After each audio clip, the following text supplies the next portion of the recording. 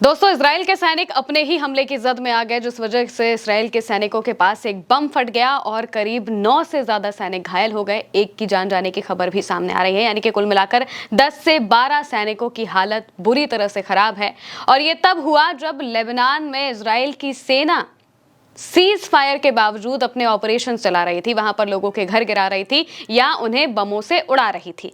इसी दौरान इजराइल की सेना के बीच में ही एक बम फट जाता है और 9 से 10 या उससे भी ज्यादा सैनिक घायल हो जाते हैं।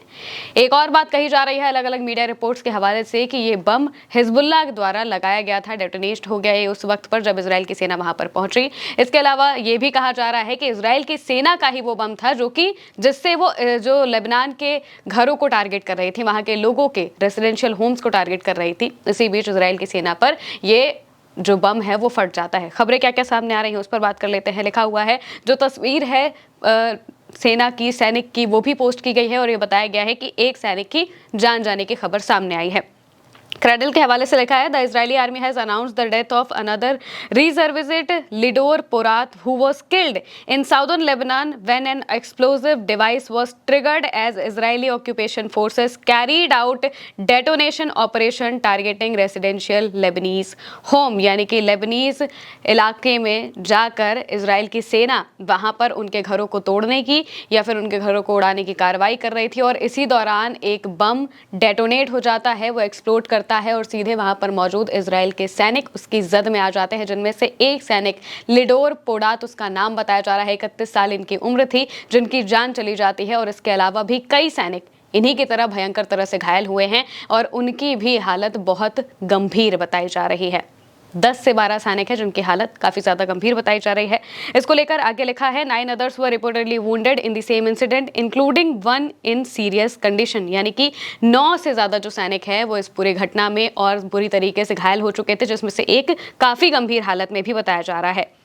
इसके अलावा एक और खबर सामने आई है कि जो आईडीएफ के सैनिक हैं उनकी मौत की घोषणा हुई है और वहीं साथ ही साथ में अब नेतन्याहू की जान का खतरा होने की बात भी कही जा रही है, क्योंकि नेतन्याहू ने अपनी कोर्ट में इस बात को कहा था कि उनकी जान को खतरा हो सकता है, इस वजह से वो सुनवाई के लिए नहीं आ सकते, जिस वजह से अब कोर्ट ने उनकी सुनवाई को आगे बढ़ा दिया है। इसको लेकर भी खबर सामने आई है, जिसमें क्लैश रिपोर्ट के हवाले से लिखा है, जजेस approve Netanyahu's request to cancel his testimony scheduled for tomorrow citing security and political constraint.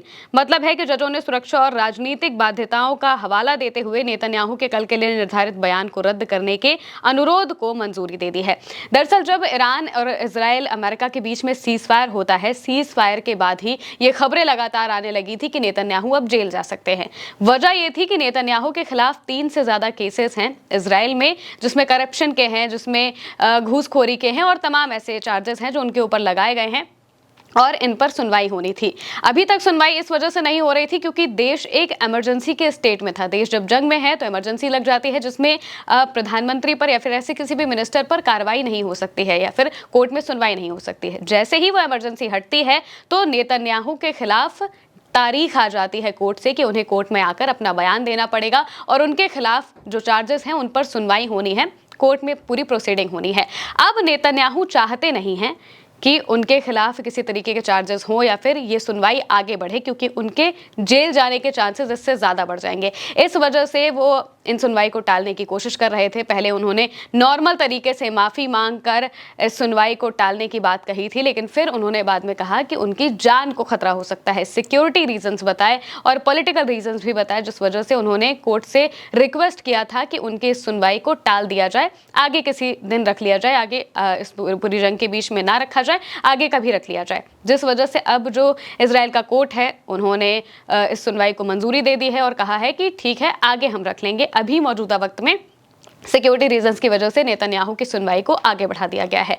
मतलब यही है कि नेतन्याहू काफी बुरी तरह से डर गए थे और इस वजह से उन्होंने ये रिक्वेस्ट की और उनकी रिक्वेस्ट को मंजूर भी कर लिया गया। वहीं दूसरी तरफ लेबनान में सीज फायर होने के बावजूद जो इजराइल की सेना है वो वहां पर घुसकर अपने तरीके से कार्रवाई करती जा रही है। लोगों के घरों पर बुलडोजर चलाया जा रहा है और वहां पर जो जमीनी ऑपरेशन है वो इजराइल की सेना करते हुए दिखाई दे रही है। पूरे इलाके को एक तरीके से गाजा बना दिया है इजराइल ने। इजराइल लेबनान की जमीन चाहता है, साउदर्न लेबनान की जमीन चाहता है और इस वजह से वो वहां पर घुस रहा है। वहां के पूरे गांव इजराइल ने साफ कर दिए हैं। जिस वजह से पूरी दुनिया इजराइल की निंदा भी कर रही है।